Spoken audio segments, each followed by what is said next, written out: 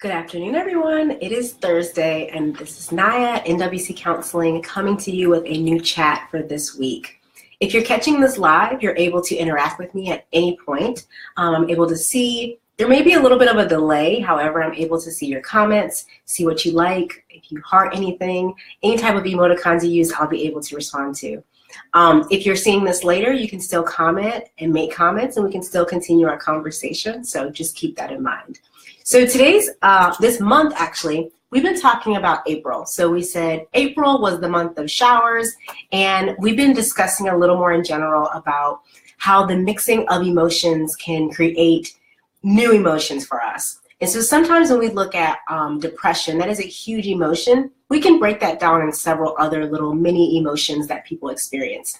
And what we're doing is we're breaking down how our anger and how other type of behaviors impact depression or anger.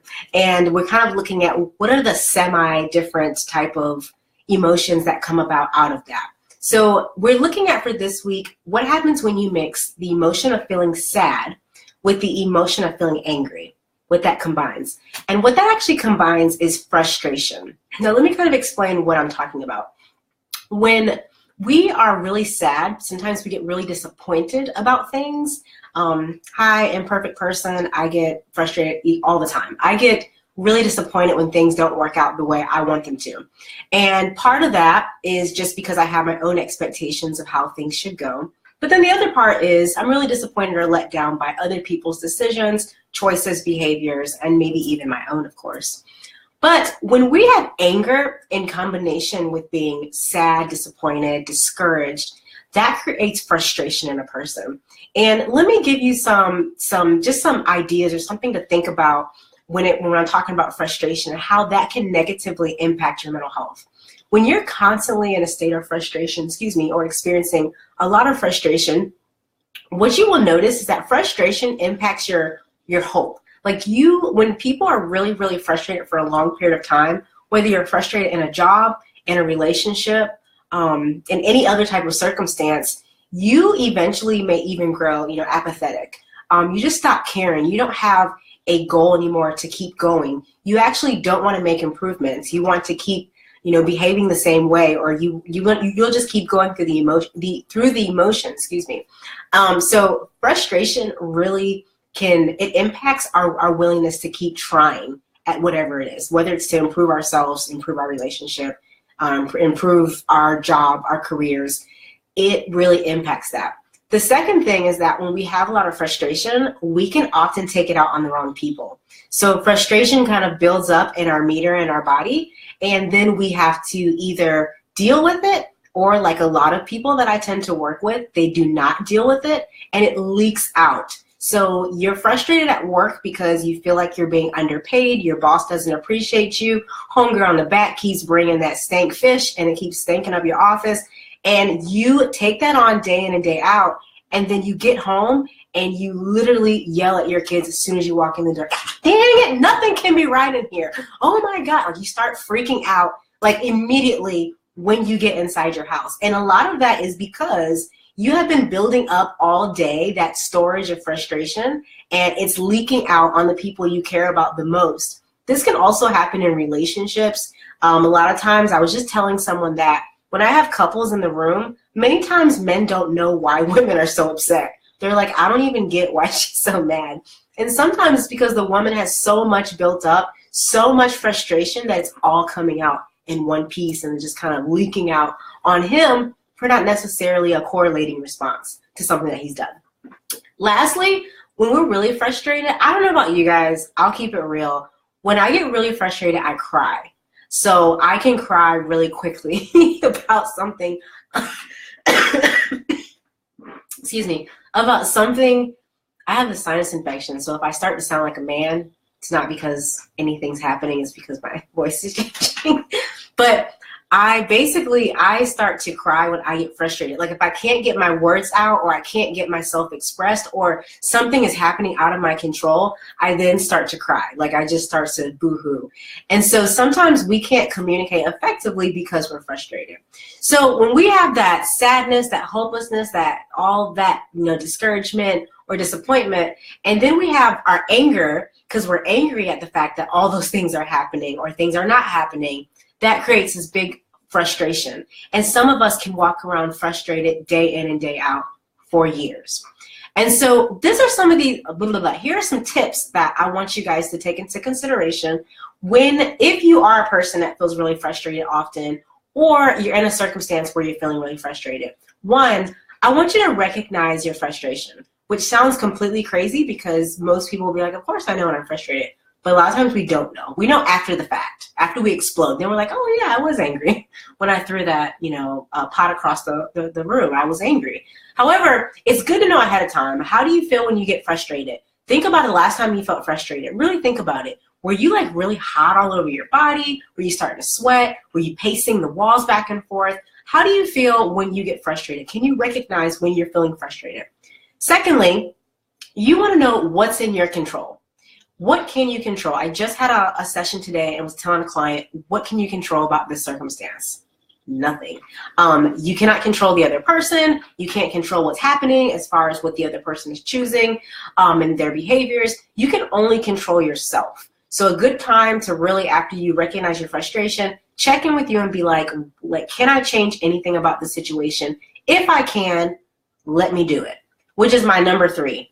Take courage. Be encouraged. When you realize there's something that you can do to change your life, that is your responsibility. I am all about accountability and responsibility, even though I need someone to tell it to me all the time. It's your responsibility if you don't like your life, if you don't like things that are happening with you, to change it.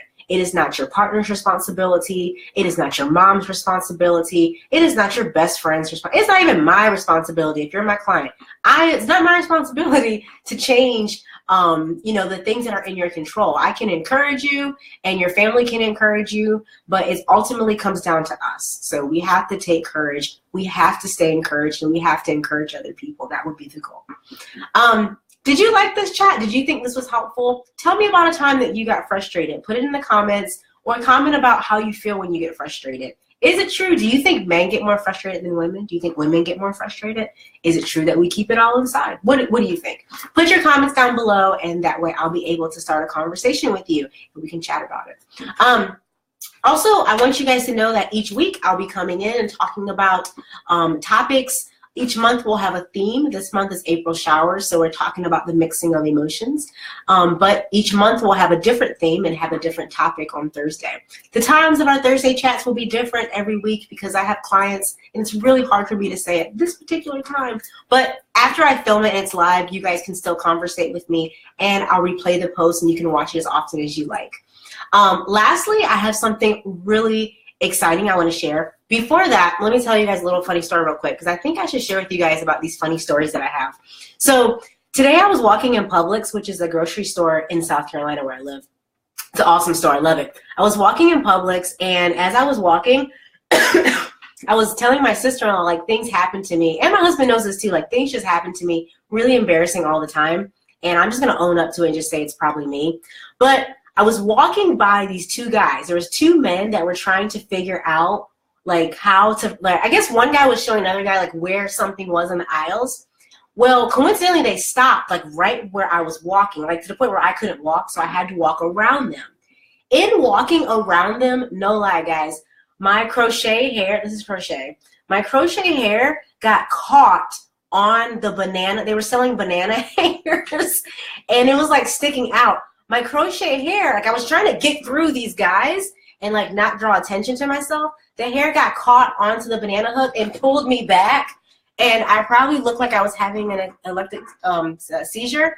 And both men were just looking at me like, and I was like, wow, could this not? It's like stuck, and I was like, oh, let me just get this off my hair.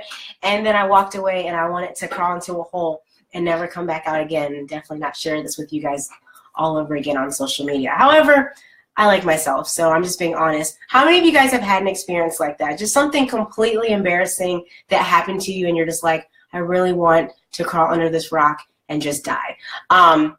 Guess what? I'm actually creating a group for imperfect people. I'm making a Facebook community that I'm really excited about, where I'm going to be sharing. Giovanni, why are you laughing at me? That true story that really happened.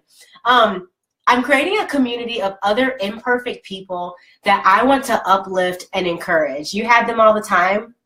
Yeah, you should post something that recently happened where your hair got stuck onto something, because that's but yeah, like I want to create a community where we can be ourselves. I want imperfect women in my group. I do not want perfect patties in there. So if you're perfect and you're perfect parents and perfect wives, we don't want you in this group. I want to create a community of women to uplift and empower each other, because that is something that's really important to me. And that's something that I think I do really well, is uplifting people and empowering people. And I want to make a platform to create comfortable conversation with people about these experiences. So in the next few weeks, I'll be posting more about it, and the group will be open for 1 week, and then we'll be making it private so that we can share information. I'll be doing some webinars and specific trainings about how to perfect certain things in our life and how to do things a little bit easier. So I really, really want your guys' feedback on that. And if you guys think this was funny about my hair, please post something that happened to you that was similar so that I can also laugh at you. All right, I'm off here for today, guys. I have a really big event coming up, but I hope you guys have a great afternoon. And also, do something today and laugh at yourself, because that's really important, especially when you're feeling frustrated. Have a laugh. Have some sense of humor. All right, guys. Have a good one. Bye.